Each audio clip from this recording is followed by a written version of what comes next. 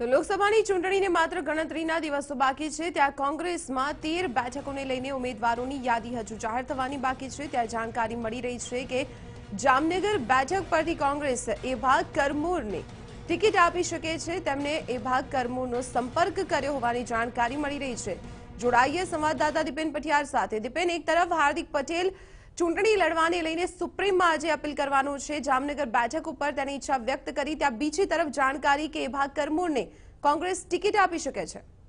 બિલકુલ દીપાલી, કોંગ્રેસ હાઈકમાન્ડે જામનગર લોકસભાની બેઠક ઉપર ચૂંટણી લડાવવા માટે એભા કરમૂરનો સંપર્ક કર્યો છે। એભા કરમૂરને ચૂંટણી લડવા માટે તૈયાર રહેવા હાઈકમાન્ડને જણાવ્યું છે। આને લઈને ગઈકાલે એભા કરમૂરે જામનગરના જે સ્થાનિક આગેવાનો છે, વિક્રમ માડમ, ભીખુ વારોતરિયા, તે તમામ સાથે બેઠક પણ કરી હતી અને બેઠકમાં તેઓ ચૂંટણી લડે તેને લઈને સ્થાનિક આગેવાનોએ પણ સહમતિ દર્શાવી છે।